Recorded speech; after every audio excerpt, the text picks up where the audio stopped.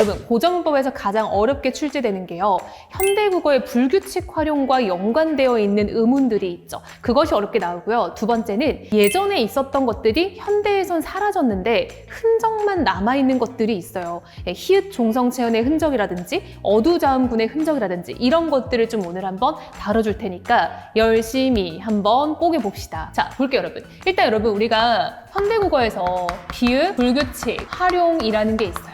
자, 여러분, 일단 이거를 이해하는 것부터가 어렵거든요. 자, 일단 활용이라는 건요, 용언의 활용이에요. 용언의 활용. 근데 여러분, 또 용언의 활용을 적어놓고 보니까 용언은 뭐지? 라고 생각이 들잖아요. 이거는 현대 문법의 기본기 중에 기본기거든요. 여러분, 용언은요, 동사와 형용사를 포함하는 말이에요. 근데 여러분들이 또 영어 문법은 너무 잘하는데 국어 문법은 진짜 거의 잼민이 수준이잖아요. 그래서 잘 모르는데 여러분, 동사의 동은 움직일 동, 작용을 표현한다. 이거는 뭐 쉬워요? 형용사. 여러분, 영어에서는 형용사가 명사를 수식하는 걸로 쓰이지만 한국어에서 형용사는 서술어예요.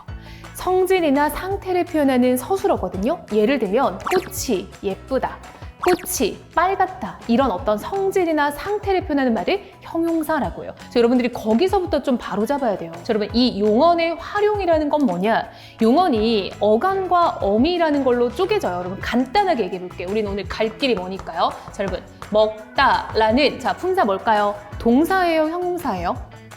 동사죠, 그쵸? 이 먹다를 우리가 쪼개볼 수가 있어요. 어떻게 쪼갤 수 있냐? 그냥 말 그대로 두 글자인데 한 글자씩 쪼개야죠. 자, 먹과 다라고 쪼갤 수 있어요. 이때 이 먹과 다는 각각 실질적 의미를 가지고 있는 간과, 그리고 이렇게 다처럼 뒤에 붙어 있다. 여러분, 동물의 몸에서 가장 뒤에 붙어 있는 게 뭐예요?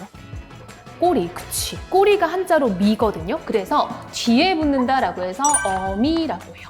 우리가 어간은 실질적 의미를 가지고 있고 어미는 문법적 의미를 갖고 있다라고 해요. 그러면 실질적 의미는 뭐냐면요, 얘가 없어도 먹다의 뭔가 먹는 느낌, 이게 들잖아요. 여러분, 이 다는요, 문장이 끝났음을 알려주는 문법적인 의미를 지니는 거예요. 그걸 어미라고 합니다. 그래서 여러분, 이 활용이라는 건 뭐냐면요, 어간이 고정되어 있는데 어미가 다양하게 바뀌는 게 활용인 거예요. 예를 들면요, 먹다, 먹고, 먹으니, 먹자, 이런 식으로 어미만 달라지는 걸 우리가 용언의 활용이라고 해요. 이게 일단 포인트입니다, 여러분. 그랬는데 이렇게 움직이는 용언의 활용이 불규칙하다라는 거야. 그럼 여러분, 규칙적이지 않고 불규칙하다라는 건 뭘까? 자, 여러분 보세요. 먹다, 먹고, 먹으니, 먹자라고 계속 바뀌는데 안 바뀌는 건 뭐였어요? 먹이죠. 그쵸? 이 먹이라는 어간은 고정되어 있고 얘네만 바뀌는 걸 우리가 활용이라고 하는데, 불규칙 활용은 그게 깨진다는 거예요. 뭔가 우리가 알고 있던 기본 형태와 기본 규칙이 깨지는 거거든요. 근데 이 불규칙 활용은 더 너무한 게, 그게 정말 우리말에서 나타날 때 랜덤이에요. 비읍 불규칙 활용은요, 어간이 비읍으로 끝나는 말을 찾아내는 게 일단 포인트예요. 이렇게 어간이 비읍으로 끝나는 말 뭐 있을까요? 빨리 생각해 보세요. 그쵸? 자, 예를 들면요, 우리 밉다 한번 가볼까요? 밉다. 그럼 밉다에서 어간은 어디까지일까요? 쪼갤 수 있겠죠. 밉다에서 다 앞에까지 밉. 그리고 다는 어미인 거죠. 근데 얘가 특이하게 모음으로 시작하는 어미를 만나면 이상한 일이 일어난다는 거예요. 자, 그럼 볼게요. 이 밉이라는 어간에 모음으로 시작한 어미를 만났어요. 자, 여러분, 얘가 왜 모음으로 시작해요? 라고 또 물어보면 큰일 나요, 여러분. 자, 보세요, 여러분. 초성에 이음 자리가 오면은 사실 빈자리인데 우리가 그냥 써주는 거예요. 맞죠? 그래서 이런 걸 우리가 모음으로 시작한다 라고 표현을 하는 거예요. 이 밉이라는 어간이 모음으로 시작한, 자, 여러분, 어간 뒤에 오는 거 이름 뭐예요? 어미죠. 이걸 만나면, 자, 여러분, 우리 이거 라고 해요, 안 해요? 안 하죠. 라고 하죠. 미워. 자, 무슨 변화가 생겼는지 한번 볼게요, 여러분.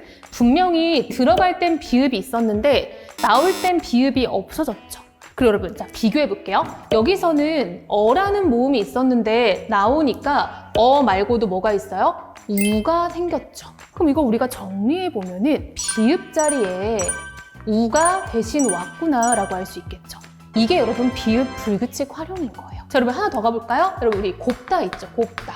곱이라는 어간에 아라는 모음으로 시작한 어미를 만나면은 우리가 곱아라고 안 하고 고와라고 한다는 거죠. 자, 여러분 하나 더 가볼까요? 자, 굽다 있죠. 굽이라는 말에 어라는 어미를 넣으면은 구워가 된다는 거죠. 근데 여러분 여기서 우리가 생각해 볼 게 있어요. 굽이라는 어간에 어를 넣었는데 굽어가 되는 경우도 있잖아요. 얘는요, 허리가 굽어인 거예요. 그쵸? 허리가 굽어 할 때는 허리를 구어라고 안 하잖아요. 여러분. 허리가 구어?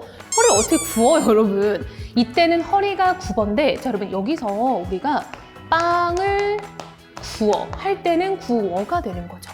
그럼 여러분 우리가 여기서 알 수 있는 건 뭐냐면, 어떤 건 비읍 불규칙 활용이고 어떤 거는 그냥 그대로 활용되네 라는 거예요.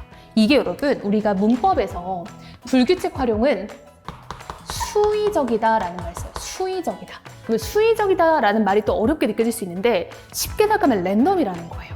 즉, 비읍 불규칙 활용이 나타날지 안 나타날지는 랜덤이기 때문에 한국인의 짬바로 우리가 다 돌려봐야 된다는 거예요. 얘가 불규칙이야, 규칙이야, 불규칙이야, 규칙이야. 그냥 우리가 이걸 딱 해봤을 때, 아, 우리가 알고 있는 그 사용 예에서 얘는 원래 구어라고 하잖아. 그럼 걔는 비읍 불규칙인 거고, 얘는 안 하잖아. 그럼 걔는 규칙인 거예요. 그래서 이게 불규칙 활용이 수의적이기 때문에 정말 어려운 거예요. 근데 여러분 이게 올해 6월 평가원에 출제가 됐잖아요. 불규칙 활용이. 그러니까 여러분들이 이 불규칙 활용이라는 것을 그냥 뭐 굳이 알아야 되나? 외워야 되나? 그냥 뭐 나중에 봐야지? 이렇게 딱 평소 다치는 거라고요. 물론 6평에 나왔으니까 우리 수능에는 안 나올 가능성이 좀 높긴 하겠죠. 하지만 현대문법에서 가장 어렵다. 그러니까 알아놔야 된다. 그럼 여러분 여기서 한 단계 더 나아가 볼게요.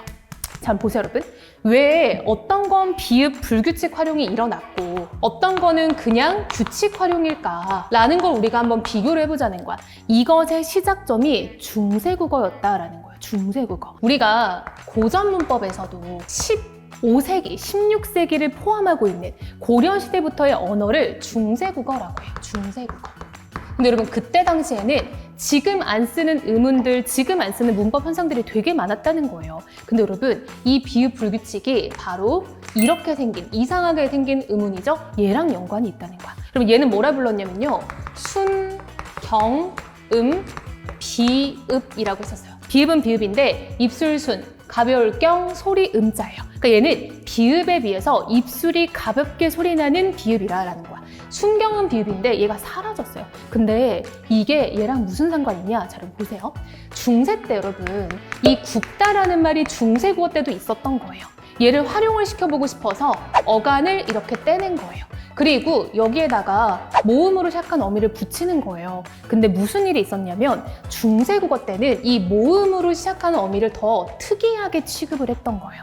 그래서 모음으로 시작하는 어미가 오면은 앞에 있는 이 비읍을 교체해줬어요. 어떻게 교체했냐면, 자 보세요. 비읍 자리에 순경음 비읍을 이렇게 넣어줬던 거예요. 요렇게. 자, 그리고 나서 우리 중세국어 때는 이어 적기가 일반적이었죠. 이렇게 빈자리가 있으면은 앞말 받침을 넘겨줬다는 거예요. 따라서 순경음 비읍이 이렇게 넘어갔던 거예요. 근데 순경음 비읍이 금세 사라져요. 소실됐다라고 해요. 근데 소실되면서 이 자리에 오나 우를 남기면서 사라졌다는 거예요.